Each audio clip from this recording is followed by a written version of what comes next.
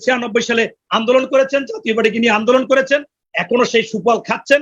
এগুলো বাদ দিয়ে এখন আসুন, সেই সময় আপনার দাবি তত্ত্বাবধায়ক সরকার, সেইটা আপনার যদি লজ্জা হয় তাহলে অন্য ঘুরিয়ে নির্বাচনকালীন সরকার করেন, নিরপেক্ষ সরকার করেন, আপনি যে নামে করেন অসুবিধা নাই। নির্দলীয় সরকার ছাড়া এই বিএনপি কেন কোনো দল নির্বাচনে যাবে না, যাবে না, যাবে না। এই বলে আমি আমার বক্তব্য শেষ করছি। আল্লাহ হাফেজ। বাংলাদেশ জিন্দাবাদ। শহীদ জিয়া অমর হোক। খালেদা জিয়া জিন্দাবাদ। আগামী রাষ্ট্রনায়ক, দেশ নায়ক তারেক রহমান জিন্দাবাদ। জিয়ার বাংলা, জিয়াই বাংলাদেশ, জিয়ার বাংলা, জিয়াই স্বাধীনতা।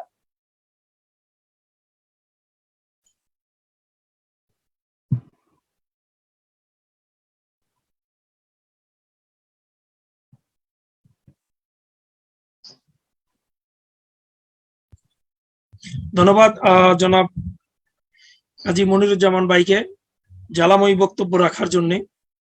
এই মুহূর্তে আমি বক্তব্য রাখার জন্য বিনীতভাবে অনুরোধ জানাচ্ছি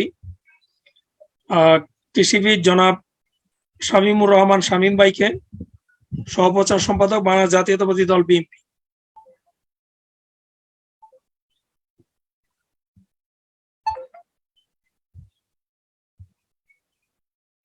জনাব শামীমুর রহমান শামীম ভাই।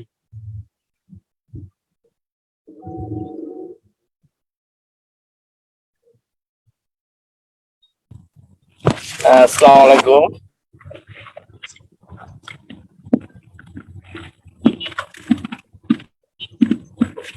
আসসালামু আলাইকুম।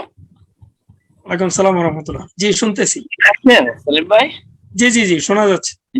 বিসমিল্লাহির রহমানির রহিম। জিআরডব্লি কর্তৃক আয়োজিত আজকের এই ভার্চুয়াল আলোচনা সভার সম্মানিত সভাপতি গোলাম সরওয়ার রুবেল, জিআরটিভির চেয়ারম্যান, সঞ্চালক মোহাম্মদ শেখ মোহাম্মদ সেলিম সহ দেশ বিদেশে অবস্থানরত বিএনপি এবং অঙ্গ সংগঠনের আমাদের নেতৃবৃন্দ যারা সংযুক্ত রয়েছেন এবং দেশের মধ্যে যারা শুনছেন, তাদের সবাইকে আমি আন্তরিক শুভেচ্ছা, সালাম এবং অভিনন্দন জানাই আজকের এই অনুষ্ঠানে আসার জন্য। আমি আসলে গুলশানে জিয়া রহমান ফাউন্ডেশনের একটা মিটিং এ ছিলাম দীর্ঘক্ষণ। ওই মিটিং থেকে আমি সংযুক্ত হয়েছি, একটু আগেই মিটিংটা শেষ হয়েছে, সন্ধ্যার পর শুরু হয়েছে। এখানে গুরুত্বপূর্ণ মিটিং ছিল জিয়া রহমান ফাউন্ডেশনে, এই জন্য আমি পুরাটাই আমি সংযুক্ত হতে পারিনি, কিন্তু অনেকেরই বক্তব্য আমি শুনেছি। আমি উপস্থিত রয়েছেন, আমাদের একটু আগে বক্তব্য রেখেছেন আমাদের বাগেরহাটের বিএনপি নেতা ডক্টর কাজী মনির সহ আমাদের খালেক ভাই, সহসাংগঠনিক সম্পাদক বিএনপি, আরো অনেক নেতৃবৃন্দ সংযুক্ত রয়েছে, তাদেরকে আমি সালাম শুভেচ্ছা জানাই। যে বিষয়টি আজকে অবতারণা করেছেন জিআরটিভি, আমি তাদেরকে ধন্যবাদ জানাই। আসলে এটা একজন অবৈধ প্রধানমন্ত্রী, তার মন মানসিকতা, তার চিন্তা চেতনা, তার প্রতিহিংসার রাজনীতি কতটা রুক্ষ, কতটা কদার্যপূর্ণ, কতটা নিষ্ঠুর, এই ধরনের বক্তব্য তিনি রাখতে পারেন। এই নতুন প্রজন্মের কাছে আমরা কি রেখে যাচ্ছি? আজকে যে বক্তব্য তিনি রেখেছেন, পদ্মা সেতুতে সাবেক প্রধানমন্ত্রী খালেদা জিয়াকে টুপ করে ফেলে দেওয়ার, তো হত্যার শামিল, তাকে হত্যার ষড়যন্ত্রের শামিল। ডক্টর ইউনূস বাংলাদেশকে যিনি সারা বিশ্বে তুলে ধরেছেন, নোবেল লরেট, আমাদের জন্য গর্ব, দেশের জন্য গর্ব, ক্ষুদ্র ঋণ প্রবক্তা সারা বিশ্বের, তার সোশ্যাল বিজনেস সারা বিশ্বে আলোচিত হয়েছে, এটার জন্য নোবেল পেতে পারেন। সারা বিশ্বে একজন অত্যন্ত প্রশংসিত ব্যক্তি, যে বাংলাদেশকে চেনে না, ডক্টর ইউনূসকে চেনে। বাংলাদেশের মর্যাদা এত উচ্চ পর্যায়ে তিনি বিশ্বের দরবারে তুলে ধরেছেন, সমগ্র জাতির গর্ব। শুধু দেশনেত্রী বেগম খালেদা জিয়ার বিরুদ্ধে নয়, ডক্টর ইউনূসের বিরুদ্ধে নয়, শেখ হাসিনা এমন কথা বলেছেন, সাবেক প্রধান বিচারপতি, তত্ত্বাবধায়ক সরকারের প্রধান বিচারপতি শাহাবুদ্দিন সাহেবের বিরুদ্ধেও তিনি এই ধরনের কথা বলেছেন। এবিএম মুসার সম্পর্কে বলেছেন, ব্যারিস্টার রফিকুল হক এদেশের খ্যাতিমান আইনজীবী, তার বিরুদ্ধেও বলেছেন। যত গুণী জ্ঞানী লোকজন সবাইকে তিনি নির্যোগভাবে, কটাক্ষভাবে বক্তব্য রেখে তাদেরকে অপমানিত, লাঞ্ছিত করেছেন। এটা তার একটা স্বভাব। ক্ষমতার দম্ভ এবং অহংকারে তিনি অন্ধ হয়ে গেছেন, বধির হয়ে গেছেন, এটা বলার কিছু নেই। সামাজিক যোগাযোগ মাধ্যমে তার এই সাম্প্রতিক বক্তব্যে দেশ বিদেশে ব্যাপক তোলপাড় সৃষ্টি হয়েছে। মানুষ তাকে নিন্দিত হচ্ছে, ধিকৃত করছে, ঘৃণায় তাকে প্রত্যাখ্যান করছে, কিন্তু ওনার তো কিছু যায় আসছে না, কারণ উনি অবৈধভাবে রাষ্ট্র ক্ষমতা দখল করে আছেন। বিনা ভোটের সরকার, একদম জনগণের ভোটার অধিকার কেড়ে নিয়ে গণতন্ত্রকে হত্যা করে একদলীয় শাসন ব্যবস্থা কায়েম করে আজকে বাংলাদেশকে ধ্বংসের দ্বার প্রান্তে নিয়ে গেছে। গত 13টি বছর এই সরকার, অবৈধ সরকার রাষ্ট্র পরিচালনায় সমস্ত সাংবিধানিক এবং জাতীয় প্রতিষ্ঠানগুলোকে একে একে দলীয়করণ করে, দুর্নীতি করে ধ্বংস করে দিয়েছে। এই রাষ্ট্রের অবশিষ্ট আর কিছু নেই। আজকে দেখেন, পদ্মা সেতুর কথা বলছে, স্বাভাবিক ফেরিতে এবং ব্রিজে চলাচলের যে ভাড়া দিতে হয়, টোল দিতে হয়, তার চেয়ে 1.5 গুণ ভাড়া নির্ধারণ করেছে। এটা তো জনগণের টাকায় নির্মিত। আগামী কত বছরে এই সব বিদেশিদের টাকা পরিশোধ করতে হবে দেশবাসী জানেও নাই। সমস্ত টাকা ঋণ নির্ভর একটা প্রকল্প। শুধু এই পদ্মা সেতু না, রূপপুর পারমাণবিক কেন্দ্র বলেন, আর বঙ্গবন্ধু স্যাটেলাইট প্রকল্প বলেন, কর্ণফুলী টানেল বলেন, মেট্রো রেল বলেন, এইভাবে মেগা মেগা প্রজেক্টে হাজার হাজার কোটি টাকা কমিশন বাণিজ্য করে প্রধানমন্ত্রী বা তার আত্মীয় স্বজন মন্ত্রীরা বিদেশে পাচার করে দিয়েছে। আজকে ডলারের সংকট দেশ, আমদানি ব্যয় মেটাতে পারছে না। অর্থনীতি বিপর্যস্ত হয়ে গেছে, আমাদের জাতীয় অর্থনীতি তারা লুণ্ঠন করে দিয়েছে।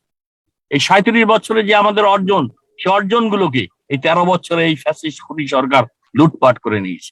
একদিকে তারা বিরোধী দল, বিরোধী মতের মানুষকে নির্যাতন করছে, গুম করছে, খুন করছে, মামলা দিচ্ছে, অত্যাচার নির্যাতন করে নিঃস্ব করছে, তাদেরকে দমিয়ে রাখছে।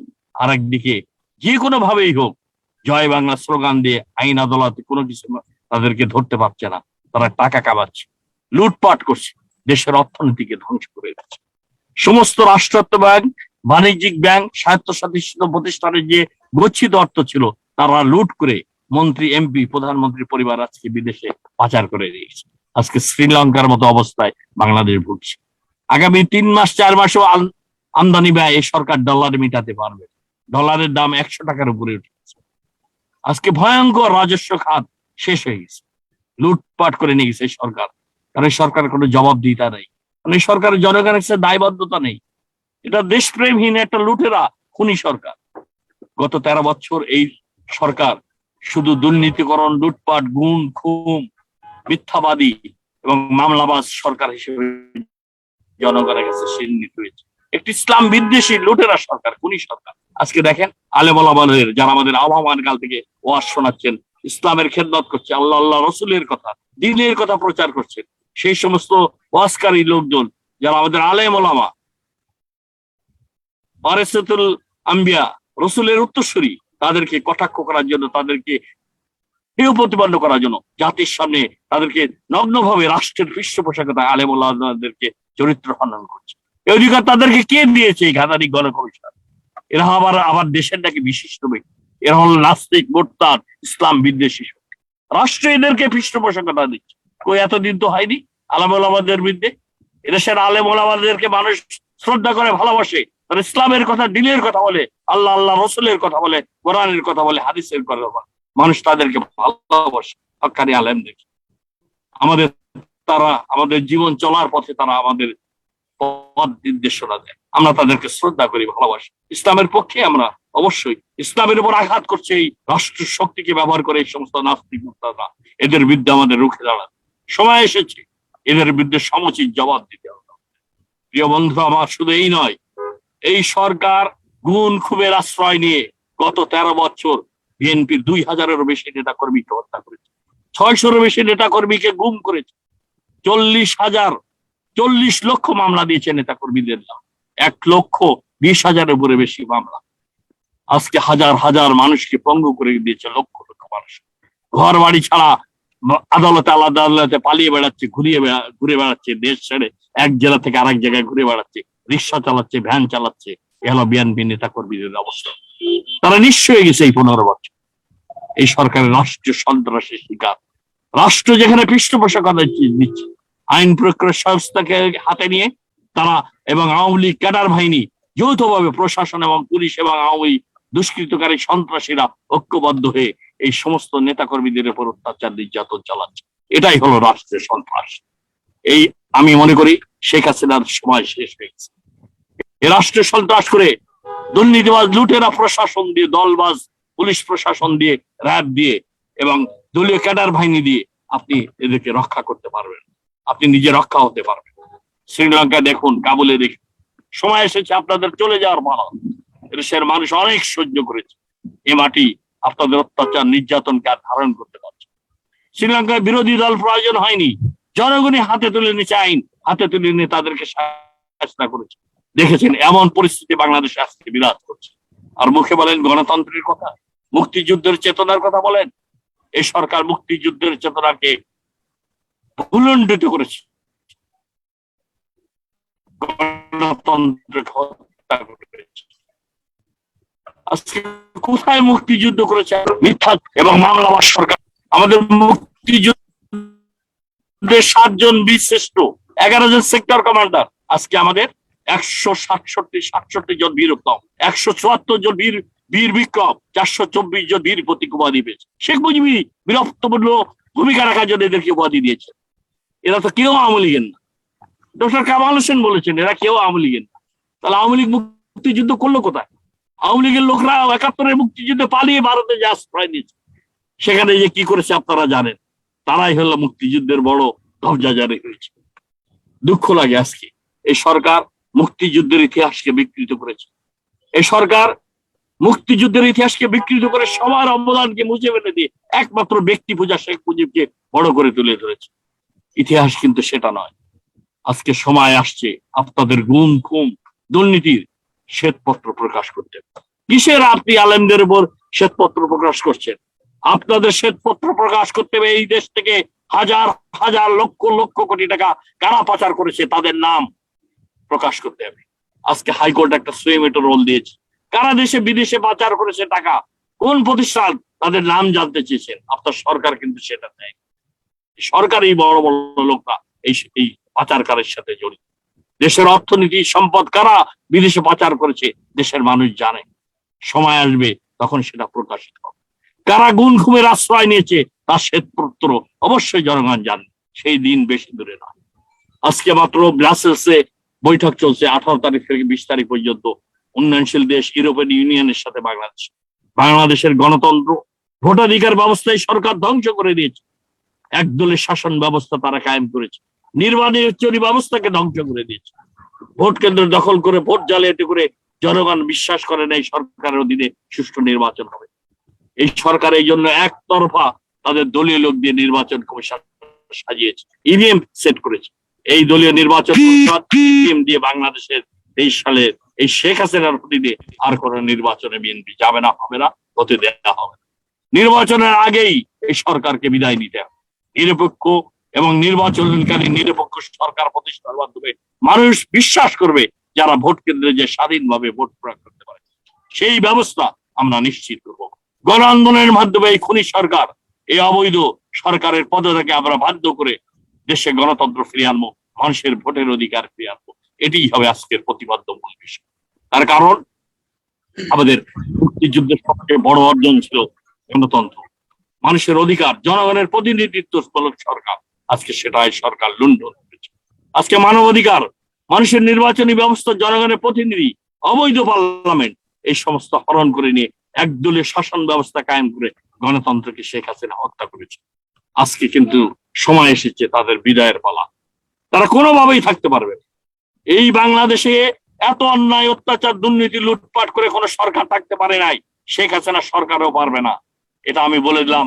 কখনো এটা পারবে না। তাদের সময় এসেছে চলে যাওয়ার, বিদায়ের পালা। এখন আপনারা কিভাবে যাবেন সেটাই হলো একটা প্রশ্ন। আমি মনে করি আমাদের ভারপ্রাপ্ত চেয়ারম্যান জনাব তারেক রহমান আগামী দিনে রাষ্ট্রনায়ক। তিনি দল পুনর্গঠন করছেন, অঙ্গ সংগঠন পুনর্গঠন করছেন, রাজনৈতিক নেতাদের সাথে কথা বলছেন, সমস্ত রাজনৈতিক দলকে ঐক্যবদ্ধ করে তিনি এক দফার আন্দোলন অচিরেই ঘোষণা করবেন, রূপরেখা দেবেন। সে আন্দোলন সংগ্রামে দেশের মানুষের বিশ্বাস তারেক রহমানের নেতৃত্বে এই ফ্যাসিবাদী খুনি সরকারের পতন হবে, এদেশে গণতন্ত্র ফিরে আসবে এবং মানুষ ভোটের অধিকার ফিরিয়ে পাবে। আমাদের দেশ নেত্রী বেগম খালেদা জিয়াকে গৃহবন্দী থেকে আমরা মুক্ত করতে পারবো, মানুষের অধিকার প্রতিষ্ঠা করবো। সেই দিন, সেই আন্দোলন সংগ্রামের প্রত্যাশায় আমরা রয়েছে। যার যার অবস্থান থেকে সেই চূড়ান্ত আন্দোলনে এক দফার আমরা ভূমিকা রাখবো, প্রয়োজনে জীবন দেবো, রক্ত দেবো, এই খুনি সরকারের হাত থেকে বাংলাদেশে মুক্ত করে এদেশের স্বাধীনতা, সার্বভৌমত্ব, মুক্তিযুদ্ধের চেতনাকে ফিরিয়ে এনে সেই চেতনায় আমরা লড়াই করব। এই লড়াইটা আমাদের সামনে সমাগত। সেই লড়াইয়ে দেশ বিদেশে যেখানে যারা রয়েছেন আপনারা প্রস্তুতি নেবেন, আপনাদের অবস্থান থেকে আপনারা জনমত গঠন করবেন। আমরা সেই প্রস্তুতি দেশে নিচ্ছি। সারা বাংলাদেশে যেখানে আমরা যাচ্ছি হাজার হাজার লক্ষ লক্ষ মানুষের সমাবেশ।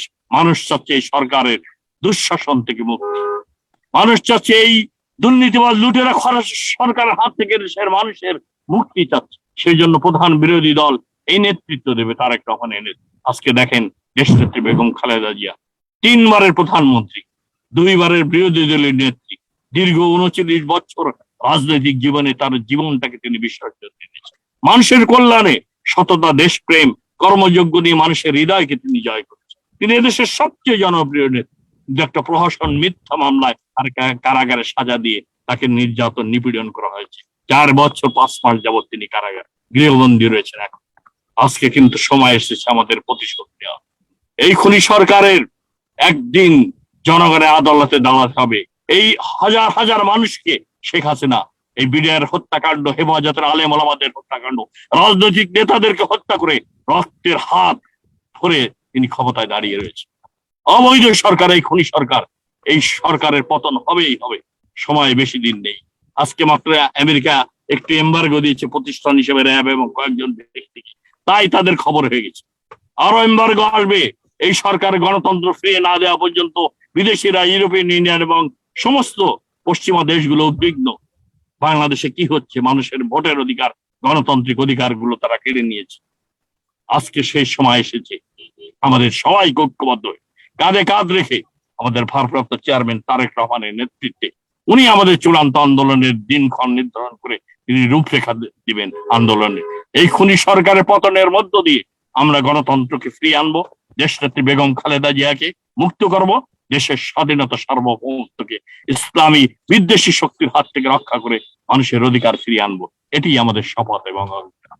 আর এটার জন্য যা যা করার প্রয়োজন জাতীয়তাবাদী দল সম্মুখ সারিতে থেকে এই নেতৃত্ব দেবে। তারেক রহমানের নেতৃত্বে সমস্ত দলকে ঐক্যবদ্ধ করে সেই নেতৃত্বের অপেক্ষায় আমরা রয়েছি। প্রিয় বন্ধু আমার, আজকে আমাদের সময় এসেছে। আসলো আমাদের এখন কাজের পালা, আমাদের ত্যাগের পালা।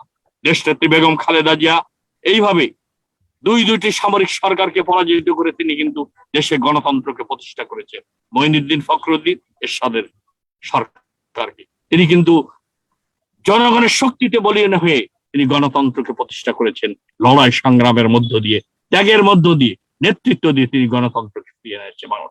আজকে আগামী দিনে তারেক রহমানের নেতৃত্বে তার পিতা মাতার রাষ্ট্রনায়ক, সফল রাষ্ট্রনায়ক দেশনেত্রী বেগম খালেদা জিয়া, শহীদ প্রেসিডেন্ট জিয়াউর রহমান, তার যোগ্য উত্তরসূরি হিসেবে তিনি এই ফ্যাসিবাদের পতনের নেতৃত্ব দেবেন এবং গণতন্ত্র ফিরিয়ে আনবেন। এটি হলো দেশবাসীর প্রত্যাশা। সেই প্রত্যাশায় আমরা সংগ্রামে লিপ্ত হয়ে গণতন্ত্রকে ফিরিয়ে আনবো। আপনাদের সবাইকে আমি সেই সংগ্রামের শরীক আহ্বান জানিয়ে আমি আমার সংক্ষিপ্ত বক্তব্য শেষ করছি। জিয়া টিভির কলাকৌশলী নেতৃবৃন্দকে শুভেচ্ছা অভিনন্দন জানিয়ে, আমাকে আমন্ত্রণ জানানোর জন্য তাদেরকে আন্তরিক ধন্যবাদ জানিয়ে আমার বক্তব্য শেষ করছি। খোদা হাফেজ। বাংলাদেশ জিন্দাবাদ, জাতীয়তাবাদী দল জিন্দাবাদ, শহীদ প্রেসিডেন্ট জিয়াউর রহমান অমর হোক, তারুণ্যের অহংকার আমাদের আগামী দিনের রাষ্ট্রনায়ক তারেক রহমান জিন্দাবাদ জিন্দাবাদ। ধন্যবাদ কৃষিবিদ জনাব শামীমুর রহমান শামীম ভাইকে ওনার জ্বালাময়ী বক্তব্য রাখার জন্য।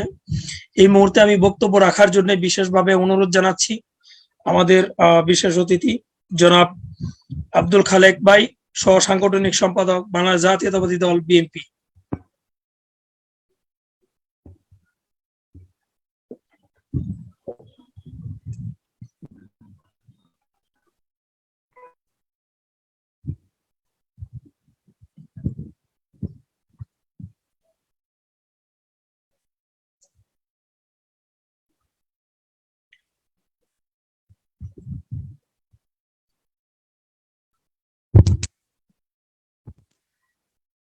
আব্দুল খালেক ভাই আনমিউট করেন।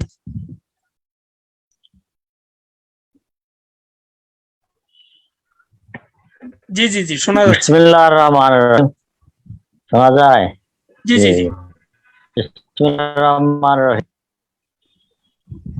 আজকের সাম্প্রতিক কালিকে আলোচনা সভার জিএবি কর্তৃক সভাপতি, জিএবির সম্মানিত উপস্থাপনায় শেখ মোহাম্মদ সেলিম,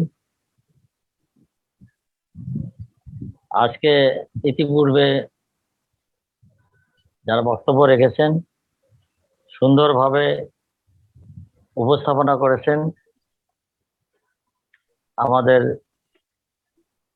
বিএনপির সহপ্রচার সম্পাদক সাবেক ছাত্রনেতা শামীমুর রহমান শামীম কিছুক্ষণ আগে বিভিন্ন দিক নির্দেশনামূলক বক্তব্য রেখেছেন। আমাদের ডক্টর কাজী মনিরুজ্জামান খুব ভালো বক্তা, আমাদের তাঁতি দলের সিনিয়র যুগ্ম আহ্বায়ক, সেও সুন্দরভাবে তার উপস্থাপনা করেছেন। সাগর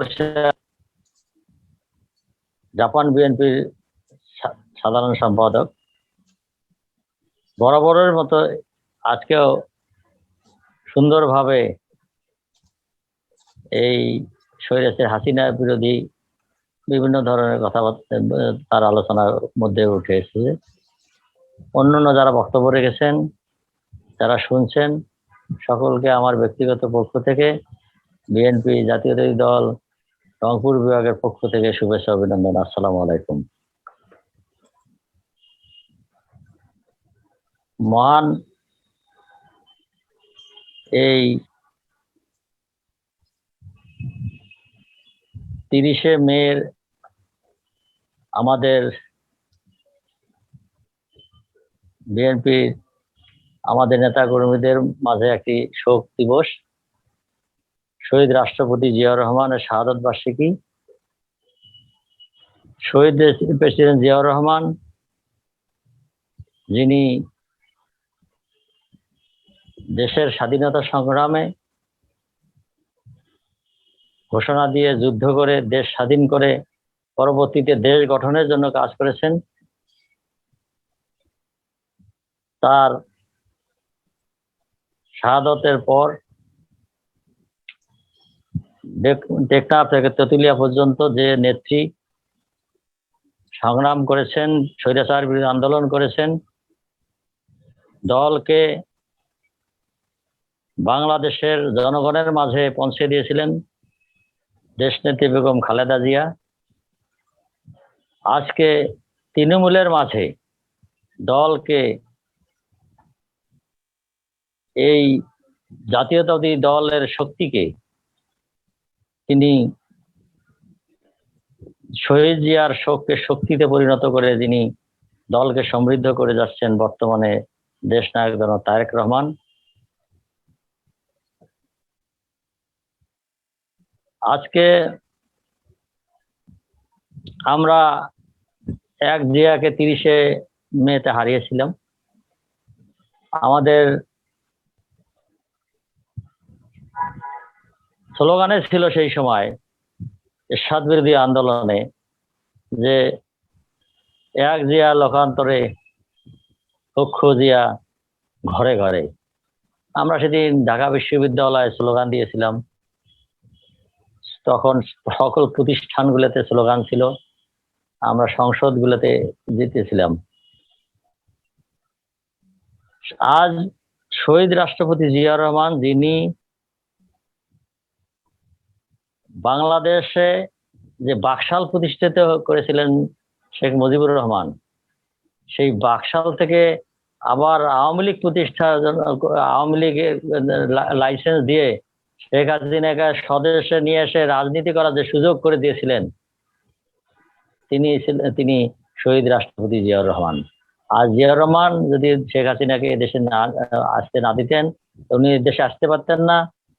উনি বাকশাল থেকে উনি আওয়ামী লীগ যে করতেছেন সেটাও করতে পারতেছেন না।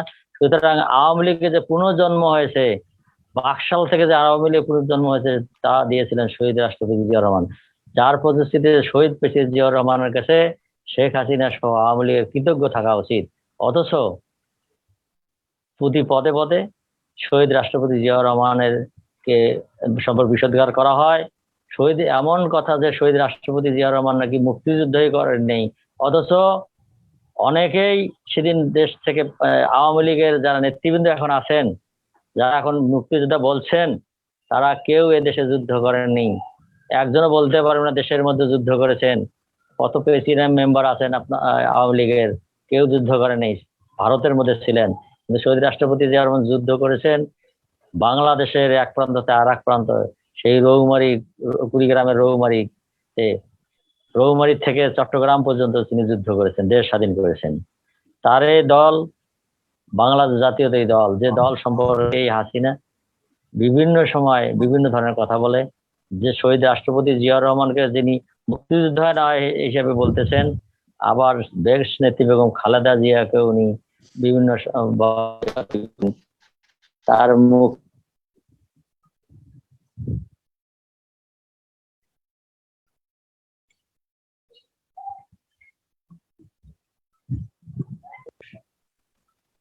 পর্যন্ত আজকে গ্রামের মানুষ, যে সাধারণ রিক্সাওয়ালা, সেও এটার প্রতি প্রতিবাদ জানাচ্ছে। কি ধরনের একজন প্রধানমন্ত্রী, যে তার একটা উক্তির জন্য সাধারণ জনগণ পর্যন্ত আসছে দীক্ষা জানায় দেশের এবং বিদেশের মধ্যে। এটা আমরা অনেক দিন থেকে দেখছি, যে অনেকে বলতেন, আমরা একসময় বলতাম যে শেখ হাসিনার বেশি কথা বলা দরকার, একটু বক্তৃতা দেওয়া দরকার। তার মানে কিছু বক্তৃতা দিলেই একটা একটা 5 মিনিট বক্তৃতা দিলেই ওখানে দুইটা কথা আসবেই, এমন কথা আসবে যেটা সে তার তার চরিত্র ফুটে উঠবে, আসল চরিত্র ফুটে উঠবে। কি ধরনের হিংসুক কথা, হিংসুক একজন মহিলা যে ধরনের ভাষা ব্যবহার করেছেন কয়েকদিন আগে দেশনেত্রী বেগম খালেদা জিয়া সম্পর্কে এবং ডক্টর ইউনূস সম্পর্কে, আমাদের নেতৃবৃন্দ ইতিমধ্যে অনেক ধরনের কথা বলছেন, অনেক উপমা দিয়েছেন, সুন্দরভাবে উপস্থাপনা করেছেন। আমি সেই সব কথা বলতেছি, আমি বলছি না। এ দেশের বিচারালয় থেকে, সুপ্রিম কোর্ট থেকে তার এই নেত্রী সম্পর্কে রং হেডেড বলা হয়েছিল, তারপরে তারা যায় আসে না।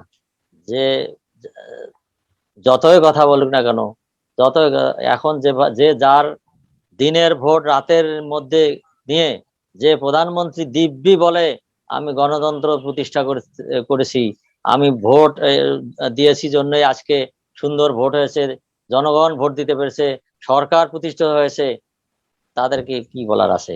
তাদের কোনো বলারই নাই। এইভাবে বলে আর কোনো কাজ হবে না। বিধায় দেশবাসী, দেশের জনগণ আজকে ক্ষিপ্ত হচ্ছে।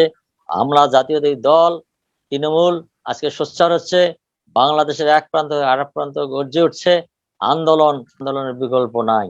আমরা সাধারণ তৃণমূলের নেতাকর্মীর ভাবনা যে আজকে বাংলাদেশে একটি আন্দোলন দরকার, বাংলাদেশে একটি গণতন্ত্র দরকার, বাংলাদেশে যে নির্বাচন দরকার, বাংলাদেশে মানুষের কথা বলার অধিকার দরকার, বাংলাদেশের সুশাসন দরকার, বাংলাদেশে আগামী প্রজন্মকে রক্ষার জন্য একটি আন্দোলন দরকার।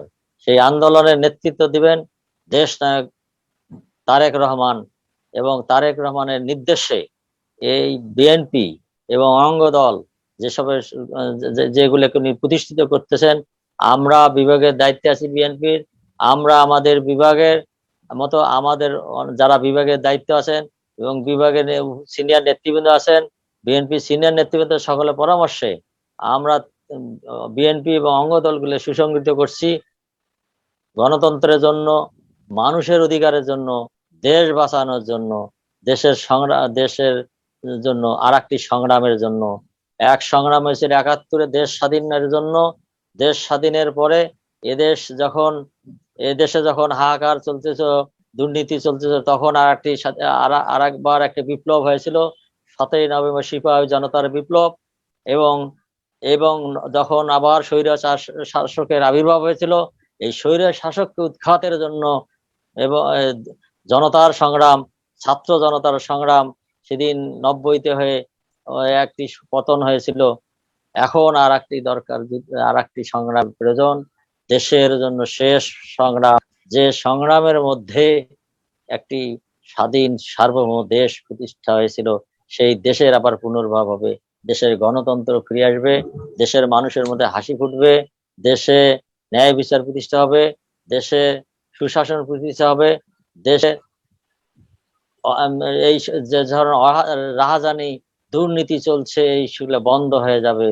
তার জন্য আজকে বিএনপি সকল নেতা কর্মী যে যেখানে আছেন সকলকে আমরা আহ্বান জানাচ্ছি যে সকল দ্বিধাদ্বন্দ্ব ভুলে গিয়ে সংগঠন শক্তিশালী করে আগামী দিনে যে আন্দোলন আসছে দেশনায়ক তারেক রহমানের নেতৃত্বে সেই আন্দোলনের শরিক হবেন, আন্দোলন করে দেশ এই স্বৈর শাসক উৎখাত করবেন, উৎখাতের আন্দোলন করে আমরা এই আমরা দেশ নেত্রী বেগম খালেদা জিয়াকে মুক্ত করব এবং তারেক রহমানকে বীরের বেশে দেশে এনে আমরা আমরা আমরা আমাদের সরকার প্রতিষ্ঠা করব, এই আশা প্রত্যাশা ব্যক্ত করছি। সকলকে শুভকামনা জানাচ্ছি।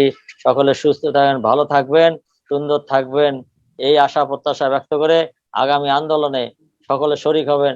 এই আন্দোলনে আমরা আমাদের বিজয় অর্জন হলে এই সকল কথা, এই সকল নির্যাতন, এই সকল যারা কথা বলছে, এই যে অবৈধ প্রধানমন্ত্রী, অবৈধ মন্ত্রী, অবৈধ, এরাও একদিন শ্রীলঙ্কায় যেসব ঘটনা আছে আমাদের অতি বেশি দূরে নাই, এইরকম একটি ঘটনা সেদিনও এই দেশে দেখা যাবে। আমরা সেই দৃশ্য দেখার জন্য দেশবাসীকে অপেক্ষা করার আহ্বান জানাচ্ছি। ধন্যবাদ সকলকে, ধন্যবাদ জিয়া টিভিকে এই আজকের এই আলোচনা সভা আহ্বান করার জন্য। ধন্যবাদ যারা উপস্থাপক শেখ মোহাম্মদ সেলিম এবং জিয়া টিভির চেয়ারম্যান সারোয়ার হোসেন রুবেল, ধন্যবাদ এতক্ষণ ধরে বক্তব্য সকলকে। আবার আমার ব্যক্তিগত পক্ষ থেকে ধন্যবাদ জানাচ্ছি যারা এতক্ষণ ধরে এই অনুষ্ঠান শুনেছেন এবং উজ্জীবিত হয়েছেন দেশের আগামী দিনে আমার সঙ্গে। সকলকে ধন্যবাদ। খোদা হাফেজ। শহীদ জিয়া অমর হোক, জিন্দাবাদ। আগামী দিনে আমাদের রাষ্ট্রনায়ক রহমান জিন্দাবাদ। আসসালামু আলাইকুম। আব্দুল খালেক ভাইকে, উনি খুব গুরুত্বপূর্ণ এবং শান্তশিষ্টভাবে জ্বালাময়ী বক্তব্য রেখেছেন। আপনাকে অসংখ্য ধন্যবাদ। এই মুহূর্তে আমি বক্তব্য রাখার জন্য আমাদের প্রধান অতিথি আছেন, জানাবো বক্তব্য রাখার জন্য জানাবো বক্তব্যের মাধ্যমে আমরা আমরা আশা করি সমসাময়িক বিষয়ে আপনি গুরুত্বপূর্ণ দিক নির্দেশনামূলক বক্তব্য রাখবেন ইনশাআল্লাহ।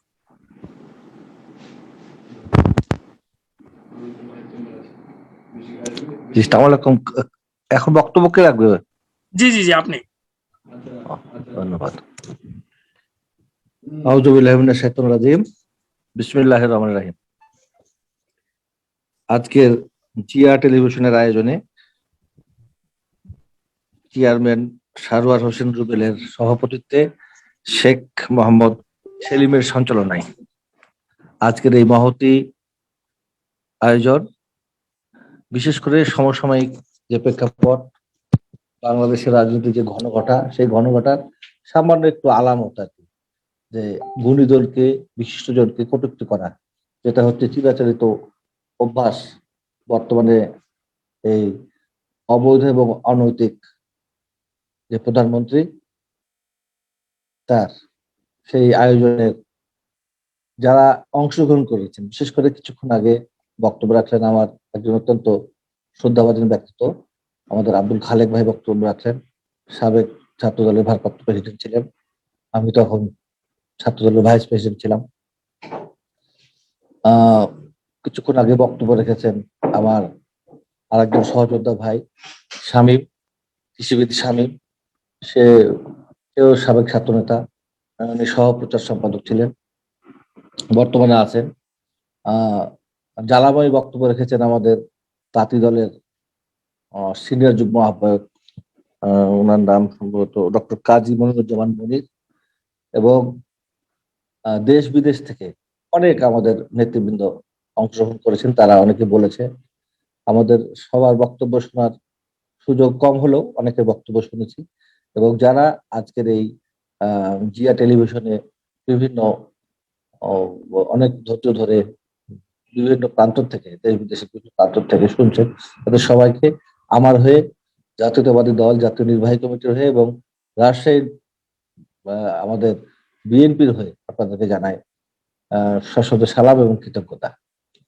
কৃতজ্ঞতা এই কারণেই জানাই যে আপনারা আজকে একটি সমসাময়িক বিষয়, যে বিশেষ করে গত 17 তারিখ সময় আমাদের সেই তথাকথিত বিশেষ করে অনৈতিক প্রধানমন্ত্রী, যিনি তার সাংবিধানিক যে কি অবস্থান সেটা উনি বুঝেন না।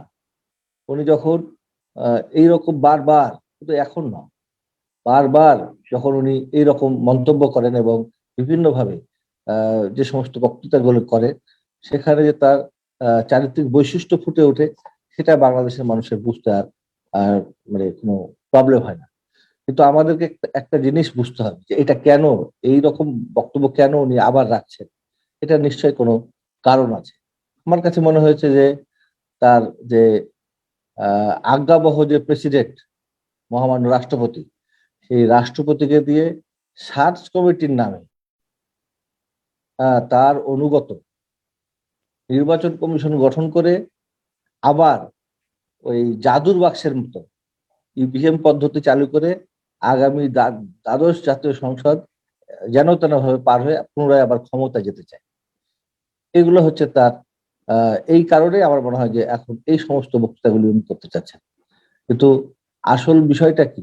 আসল বিষয়টা হচ্ছে যে উনি দীর্ঘ প্রায় 13.5-14 বছর ক্ষমতায় আছেন। এই ক্ষমতায় থাকাকালীন শুরুই করেছেন হত্যা, খুন, গুম, এই সমস্ত গুলি হচ্ছে তিনি দিয়ে শুরু করেছেন। আমরা দেখেছি যে 1996 সালে তখন উনি প্রথম ক্ষমতায় এসেছিলেন, তার আগে মাথায় নেকাব আর হাতে তসবিহ নিয়ে উনি খুব সুন্দর সুন্দর বক্তৃতা করেছিলেন। তিনি বলেছিলেন, আমি মা, বাবা, ভাই, বোন সবাইকে হারিয়ে নিঃস্ব রিক্ত, আমার চাওয়া পাওয়ার কিছু নাই, আমি জনগণের শাসক নই, সেবক হতে চাই, আমার বাবার সকল অপকর্মের জন্য আমাকে ক্ষমা করে দিয়ে আমাকে একবার ভোট ভিক্ষা দেন। সেদিন বাংলাদেশের মানুষ তার এই নাটক বুঝতে পারে নাই। সেদিন একটা নাটক মঞ্চস্থ করে ক্ষমতায় এসে আমাদের নোয়াখালীর সুমনকে ড্রিল মেশিন দিয়ে হত্যা করার মাধ্যমে বাংলাদেশে হত্যা রাজনীতি পুনরায় চালু করা হয়েছে। তারপরে হচ্ছে তার বাবা যেমন 1972 সালে ওই হচ্ছে চিত্রনাট্যকার জহির রায়হানকে গুম করে গুমের রাজনীতি চালু করেছেন, তারপরে খুন গুমের রাজনীতি চালু করেছেন। পুনরায় এই 2008 সালে তারই কথা মতো, যেটা তিনি স্বীকার করেছিলেন যে 111 সরকার নাকি তার আন্দোলনের ফসল, সেই সরকারকে দিয়ে আবারও কারচুপি করে বাংলাদেশের মানুষের 2008 সালের 29শে ডিসেম্বর নির্বাচনে সে ক্ষমতায় আসে এবং পরবর্তী ঠিক তারপর থেকেই দেশীয় এবং আন্তর্জাতিক ষড়যন্ত্রের মাধ্যমে তিনি ক্রিয়ানকের ভূমিকা পালন করে বাংলাদেশের মানুষকে নিয়ে যখন যা ইচ্ছা তাই করছেন, যা ইচ্ছা তাই বলছেন এবং একের পর এক বিভিন্ন রকম অপকর্ম করে যাচ্ছেন। আপনারা জানেন যে প্রায় আমাদের 36 লক্ষ হচ্ছে নেতাকর্মীর বিরুদ্ধে মামলা এবং মামলার পরিমাণ 1 লক্ষ কম বেশি 20,000। আমাদের পার্টির চেয়ারপারসন, 3 বারের সাবেক প্রধানমন্ত্রী, যিনি মাদার অফ ডেমোক্রেসি, এত জনপ্রিয় নেত্রী, সেই নেত্রীর নামে 36টি মামলা। আমাদের দেশ নায়ক তারেক রহমান, উনি চিকিৎসার জন্য 2008 সালে চিকিৎসার জন্য ইয়েতে গেছেন, দেশের বাইরে গেছেন, তার নামেও 14টি মামলা। আমাদের প্রিয় মহাসচিব সজ্জন মহাসচিব, যিনি অত্যন্ত একটা ব্যক্তিত্বপূর্ণ একজন মানুষ, সবাই তাকে, বাংলাদেশের মানুষ তাকে খুব পছন্দ করে, তার নামে 91টি মামলা। আমাদের হাবিব নবী খান সোহেল ভাইয়ের নামে সম্ভবত 4 শতাধিক মামলা। আমাদের নীরবের নামে অনেক মামলা, যুবদলের সভাপতি। তারপরে হচ্ছে ইশাক সরকার, সাবেক ছাত্র নেতা, তরুণ একজন নেতা, তার নামে এরকম 350-400 মামলা। বাংলাদেশের মানুষের এমন, আমাদের জাতীয় এমন কোন নেতৃবৃন্দ নাই, স্ট্যান্ডিং কমিটির কোনো মেম্বার নাই যার নামে কোনো মামলা নাই। আর এ পর্যন্ত খুনও করেছে অনেক মানুষকে, 529 জন নেতাকর্মীকে প্রায় আমাদের খুন করা হয়েছে, গুম করা হয়েছে 1000-এর উপর 1200 কতজন গুম করেছে। তারপরে হচ্ছে এই যে বাংলাদেশের রাজনীতিতে মানুষ নতুন নতুন কিছু জিনিস শিখেছে এই শেখ হাসিনার কারণে, যেমন গায়েবী মামলা। গায়েবী মামলাটা কি ধরনের, যে কোনো ঘটনা যদি কেউ ঘটায় তাও একটা মামলা হয়, আর কোনো ঘটনা না ঘটেই মামলা। ঘটনা যে ঘটেছে আশপাশের লোককে বলতে পারে না, অথচ গায়েবী মামলা। এইভাবে তারা হচ্ছে নির্বাচন ব্যবস্থাটাকে ধ্বংস করার জন্যই এটা করেছে। এবং বর্তমানে যে পরিস্থিতি সেটা হচ্ছে যে তারা নিজেরাও খুব ভালো করে জানে যে বাংলাদেশের মানুষ এখন তার যে সমস্ত ছলাকলা এবং অপকৌশল, এগুলি সবকিছু কিন্তু বাংলাদেশের মানুষের এখন নখদর্পণে চলে গেছে। বাংলাদেশের মানুষ সবাই বুঝে যে উনি আসলে কি করতে চান। উনি অত্যন্ত প্রতিহিংসা পরায়ণ। ওনার কথাবার্তায় এর আগেও অনেক প্রমাণ পাওয়া গেছে। আমাদের অনেক বক্তা বলেছেন, বক্তব্য রেখেছেন, তাদের এই সে সমস্ত বক্তৃতার আমি পুনরাবৃত্তি করতে চাই না। বিশেষ করে ডক্টর হচ্ছে কাজী মনিরুজ্জামান মনির সাহেব অনেক ভালো বক্তৃতা করেছেন। আমাদের শামীম সাহেব অনেক তথ্যভিত্তিক বক্তব্য করেছেন। আমাদের কিছুক্ষণ আগে আমার বড় ভাই সহ সাংগঠনিক সম্পাদক রংপুর বিভাগের খালেক ভাই বক্তৃতা করেছেন। আমি এসব বক্তৃতার পুনরাবৃত্তি করতে চাই না। আমরা শুধু এটুকু বলতে চাই যে বর্তমানে যে সমস্ত মানে দুর্নীতির সঙ্গে যারা জড়িত, সেই দুর্নীতিবাজরাই হচ্ছে এখন পর্যন্ত অব্যাহতভাবে তারা সিন্ডিকেট গঠন করে এখন পর্যন্ত দুর্নীতি তারা চালিয়ে যাচ্ছে। কখনো দ্রব্যমূল্যের উপরে, কখনো মেগা প্রজেক্টের উপরে, কখনো ব্যাংক বিমাকে সাথে নিয়ে। আজকে বাংলাদেশের মানুষের যে সীমাহীন দুর্ভোগ, সেই দুর্ভোগের কথা যদি কেউ বলে তাদেরকে বিরোধী মতকে সাথে সাথে তাদের বন্ধ করে দেওয়া হয়, তাদের সভা সমাবেশ করতে দেওয়া হয় না, তারপরে হচ্ছে তাদেরকে বিরোধী মতের কথা বলতে দেওয়া হয় না। আজকে আমরা এমন একটা বিভীষিকাময় পরিস্থিতির মধ্যে উপনীত হয়েছি। আজকে যদি আমরা মনে করি যে আমরা জাতিকে ঐক্যবদ্ধ করব, সেক্ষেত্রেও আমাদেরকে বাধা দেওয়া হচ্ছে। কি ধরনের বাধা? আজকে দেখেন, আমি নির্বাচন ব্যবস্থার কথা প্রথমে বলি। একটা মানুষ, আমরা জাতীয় সংসদ নির্বাচন শুধু, যদি কোনো মানুষ লোকাল গভর্নমেন্টের নির্বাচনগুলি খেয়াল করে, আমি তথ্য ভিত্তিক কিছু বলতে চাই। যেমন একজন লোকাল গভর্নমেন্টের নির্বাচন, সেটা হতে পারে ইউনিয়ন পরিষদ, হতে পারে পৌরসভা, হতে পারে উপজেলা। সেই সমস্ত জায়গাগুলোতে কি করেছে, একজনকে নির্বাচনে প্রতিদ্বন্দ্বিতা করতে দেয় না, হুমকি ধুমকি দিয়ে বিনা প্রতিদ্বন্দ্বিতা তাদের বিজয় হওয়ার একটা টেন্ডেন্সি। যদি কোনো কারণবশত বিগত দিনে কেউ নির্বাচনে প্রতিদ্বন্দ্বিতা করেছে, দেখা গেছে তাকে নির্বাচন প্রচারণা করতে দেয় না। যদি কোনো রকম প্রচারণা করে নির্বাচনের দিন তার ভোটারদেরকে হচ্ছে সে ভোট কেন্দ্রে যেতে দেয় না। যদি কোনো রকমের ভোট হয়ে যায়, বিরোধী কোনো নেতা বা দেখা যায় যে অনেক ভোট পেয়ে গেছে, তখন ওই রেজাল্টে ম্যানিপুলেট করে, স্ট্যান্ডবাজি করে, যে ওখান থেকে উঠিয়ে নিয়ে গিয়ে ইউনো অফিসে, কখনো ডিসি অফিসে নিয়ে গিয়ে রেজাল্ট ডিক্লেয়ার করে। কোনো কারণবশত যদি সেখানেও বিরোধী মত কেউ বিজয় অর্জন করে, তখন তার গেজেটে বাধা দেওয়া হয়েছে। কোনো কারণে যদি গেজেট পাশও হয়ে যায়, তখন তাকে শপথ নিতে দেয় না। এমন আমার কাছে রেফারেন্স আছে যে শপথ নিতে গেছে, তাকে গ্রেপ্তার করা হয়েছে। তারপরেও যদি ওই গ্রেপ্তার হয়েও যদি ভিতর থেকে শপথ গ্রহণ করে, তখন দেখা গেছে যে সে যখন দায়িত্ব পালন করে, তার ফাইলে লেখা থাকে এ আর বি। এ মানে আওয়ামী লীগ, বি মানে বিএনপি অথবা বিরোধী দল। তাদেরকে সচিবালয়ে তাদের ফাইলে এরকম ভাবে লেখা থাকে, তাদেরকে কোনো কাজকর্ম কিছু করতে দেওয়া হয় না। এবং এমনও রেফারেন্স আছে যে চেয়ারে বসে থেকে দায়িত্ব পালন করছে, পুলিশ ধরে নিয়ে চলে গেছে। তাহলে নির্বাচন ব্যবস্থা আজকে কোথায় গেছে, সেইটা হচ্ছে বাংলাদেশের মানুষ সবাই একেবারে তৃণমূল পর্যায় থেকে তারা হাড়ে হাড়ে টের পাচ্ছে।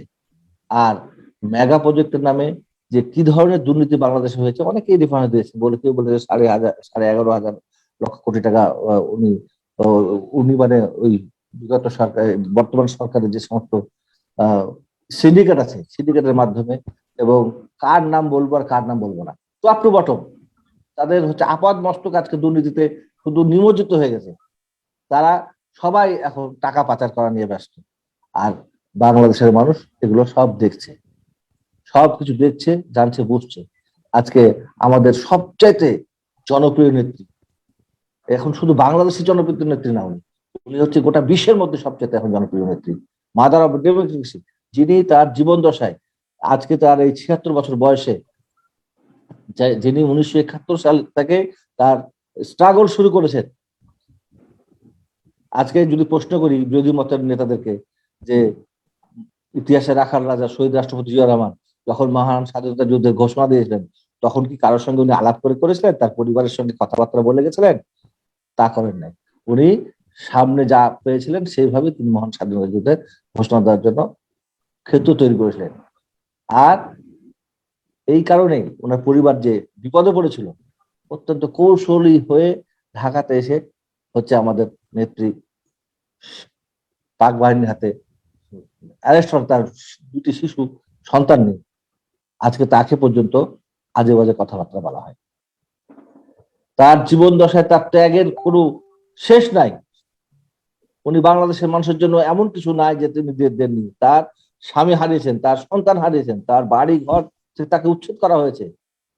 তাকে অন লেভেনের সময় তার দুই সন্তানকে মানে জিম্মি করে তাকে চাপ দেওয়া হয়েছিল, কিন্তু তিনি তখন কোনো অপশক্তির কাছে মাথা নত করেন নাই।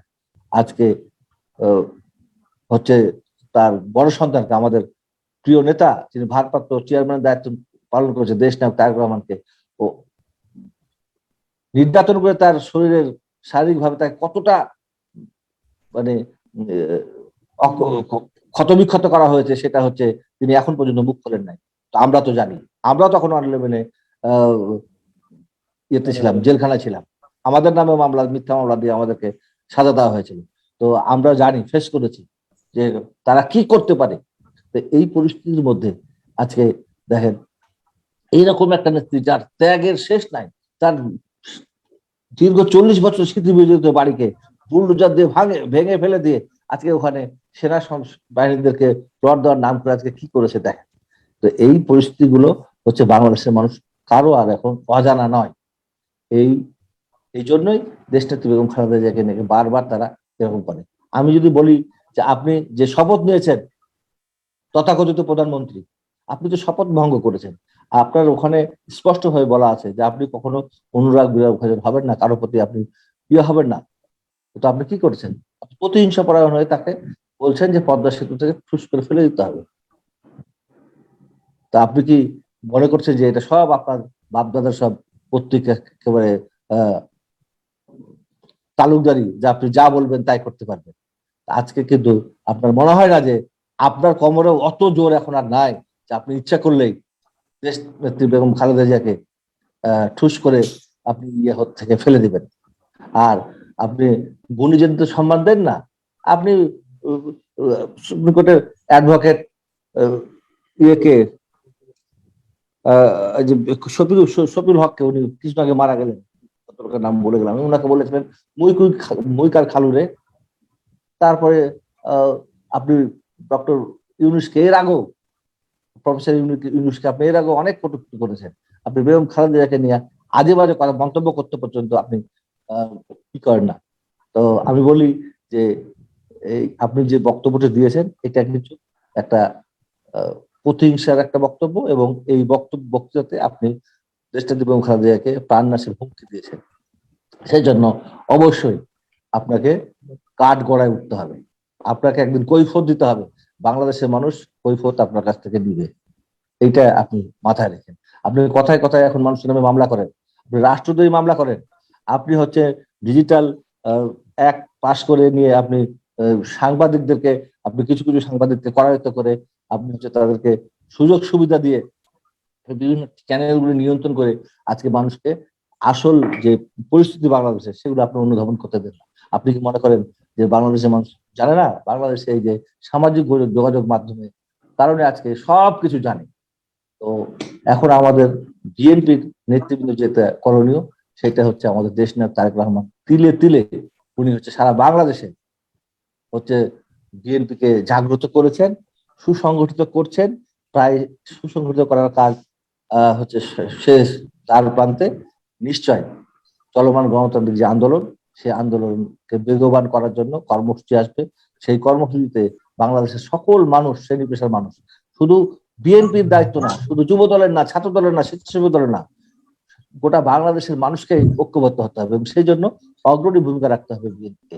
আমরা যারা আজকে অংশগ্রহণ করেছি এবং যারা শুনছি তাদের প্রতি আমার আহ্বান যে আমরা সবাই আসুন, আমরা হচ্ছে আমাদের দেশ নায়ক তারেক রহমানের যে কর্মসূচি সেই কর্মসূচিকে বাস্তবায়ন করে এই ফ্যাসিস্ট সরকারের বিরুদ্ধে, এই আগ্রাসনবাদী সরকারের বিরুদ্ধে, এই প্রতিহিংসাপরায়ণ সরকারের বিরুদ্ধে, এই সংবিধান বিনষ্টকারী সরকারের বিরুদ্ধে আমরা সবাই মিলে সোচ্চার হই এবং আগামী দিনে রাষ্ট্রনায়ক দেশনায়ক তারেক রহমানের নেতৃত্বে আমরা যে আন্দোলন আসছে এবং শুরু হয়েছে সেই আন্দোলনকে বেগবান করে এই সমস্ত অপকর্মের আমরা জবাব দিই। শেখ হাসিনাকে তার ক্ষমতা থেকে নামাতে বাধ্য করি। আমরা আমাদের নেতা তারেক রহমানকে দেশে ফিরিয়ে নিয়ে আসি। আগামী দিনে একটা নির্বাচনের পরিবেশ হবে এবং যে নামে হোক, আমাদের পূর্ববর্তী বক্তারা বলেছেন যে আপনার পুরো নামে যদি লজ্জা শরম লাগে, যে আপনি এর আগে তত্ত্বাবধায়ক সরকার নিয়ে আন্দোলন সংগ্রাম করেছেন, সেটা আপনি নিজে রহিত করেছেন সংশোধনের মাধ্যমে, পঞ্চদশ সংশোধনের মাধ্যমে, আবার আপনি কেমন করে এটা দিবেন? তখন যদি লজ্জা শরম আপনার থেকে থাকে সত্যি সত্যি, আপনি যে কোনো নামে ডাকেন, নিরপেক্ষ সরকার বলতে পারেন, আপনি বলতে পারেন নির্বাচন করে সরকার বলতে পারেন। আর আপনি যদি না বলেন তাও বাংলাদেশের মানুষের এখন আর কিছু যায় আসেন, কারণ এটাতে আপনাকে শুধু না সবাইকে বাধ্য করানো হবে। এবং যারা হচ্ছে এখন ক্ষতিগ্রস্ত, বিশেষ করে ক্ষতিগ্রস্ত হচ্ছে কারা? শুধু বিএনপি, শুধু যুবদল, ছাত্রদল না, সমস্ত শ্রেণী পেশার মানুষ আজকে ক্ষতিগ্রস্ত। আজকে একটা শ্রেণীর হাতে আপনি টাকাকে উঠকে দিয়েছেন এবং আপনি মনে করেন যে আপনার হাজার হাজার কোটি টাকা আছে, আর আপনি আপনার নেতৃবৃন্দ হাজার হাজার কোটি টাকা আছে, আর আপনি বাংলাদেশের মানুষকে উপহাস করেন। আপনি বলেন যে বেগুন না বদলে আপনি কুমড়োর আপনি হচ্ছে বেগুনি খেতে বলেন। আপনি এমন কিছু নাই আপনি বাংলাদেশের মানুষকে নিয়ে উপহাস করেন না। সেই জন্য আপনাকে প্রস্তুত থাকেন, ইনশাল্লাহ আন্দোলন সংগ্রামের মাধ্যমে এর সমস্ত অপকর্মের জবাব দেওয়া হবে এবং আপনাকে বিচারের কাঠগড়ায় আপনাকে অবশ্যই দাঁড়াতে হবে। এটাই হচ্ছে আজকে আমাদের বক্তব্য। এবং আমাদের নেতা দেশনায়ক তারেক রহমান আহ্বান করেছেন যে যারা এই সমস্ত আন্দোলন সংগ্রামে শরীক হবে তাদেরকে নিয়ে অবশ্যই নির্বাচনের পর নিরপেক্ষ সরকারের যে নির্বাচন হবে, সেই নির্বাচনের পরে জাতীয় সরকার গঠন করা হবে। সেই জাতীয় সরকারের মাধ্যমে এই যে সমস্ত জঞ্জাল, এই দায় দায়িত্ব বিএনপি একা নিবে না। বিএনপি কেন এই দায় দায়িত্ব একা নিবে? সবাইকে নিয়ে ইনশাল্লাহ হচ্ছে আপনার বিচারের সকল হচ্ছে ব্যবস্থা সম্পন্ন করা হবে। আপনি বলে যান না যে এটা হচ্ছে ওই ইশাখার বাংলাদেশ, ইশাখার বাংলাদেশ, এটা হচ্ছে আপনার ওই সেই বাবার হলো আবার জ্বর শারীর ঔষধে যে আমাদের ইতিহাস আছে, সেই হচ্ছে বাংলাদেশ। এইখানকার মানুষ অত্যন্ত হচ্ছে যেমন ভালো, তেমন হচ্ছে আর অন্যায়ের বিরুদ্ধে সোচ্চার হওয়ার জন্য তারা সবসময় অতীতে ভূমিকা রেখেছে, আগামী দিনও রাখবে ইনশাল্লাহ। এই বলে এবং আপনারা যারা আজকে আমার বক্তব্য ধৈর্য সহকারে শুনেছেন এবং যারা আমাদের আহ্বান করেছেন, বিশেষ করে আমাদের সারোয়ার হোসেন রুবেল, তার সভাপতিত্বে এবং মাননীয় চেয়ারম্যান জিয়া টিভির এবং শেখ মোহাম্মদ সেলিমের সঞ্চালনায় যে কর্মসূচিতে আমাদেরকে আহ্বান করেছেন, এই জন্য আপনারাই কৃতজ্ঞতা জানিয়ে আপনাদের প্রত্যেকের সুস্বাস্থ্য এবং দীর্ঘায়ু কামনা করে এবং আগামী দিনে চলমান গণতান্ত্রিক আন্দোলনকে বেগবান করার জন্য আমরা সবাই শরীক হব এই প্রত্যয় ব্যক্ত করে আমাদের নেতা দেশনায়ক তারেক রহমানকে যে আল্লাহ তাআলা যেন ধৈর্য ধারণ করার এবং তার আল্লাহ যেন তাকে সক্ষমতা দেন যে তিনি যে আপনি চিন্তা করতে পারেন, আজকে আমরা প্রায় 2-2.5 ঘন্টা এই মোবাইল ইয়ের সামনে কানে এটা দিয়ে বসে থাকার জন্য আমরা বিরক্ত হয়ে যাচ্ছি। আর তিনি কি করেন? মাসের পর মাস, বছরের পর বছর সারাক্ষণ উনি এই জুমের মাধ্যমে বাংলাদেশের মানুষকে উজ্জীবিত করছেন। আল্লাহ যেন তাকে সেই তৌফিক দান করেন, এটা আমি আল্লাহর কাছে দোয়া করি এবং নিশ্চয় তার এত কষ্ট একটা সময় নিশ্চয় বাংলাদেশের মানুষ সে ফল পাবেন এবং তিনিও আমাদের দেশের হাল ধরবেন। আজকে অনেক বক্তব্য চলে আসে যে আজকে শেখ হাসিনা খুঁজে পান না, শেখ হাসিনার লোকরা কেউ খুঁজে পান না বাংলাদেশের প্রধানমন্ত্রী কে হবে। অবশ্য গত 2-3 দিন আগে আমাদের খন্দকার ডক্টর খন্দকার মোশাররফ হোসেন স্যার উনি বলে দিয়েছেন যে আমাদের এখনো দেশনেত্রী বেগম খালেদা জিয়া জীবিত আছে। সুতরাং আপনাকে খুঁজতে হবে না বাংলাদেশে আগামী দিনে প্রধানমন্ত্রী কে হবে।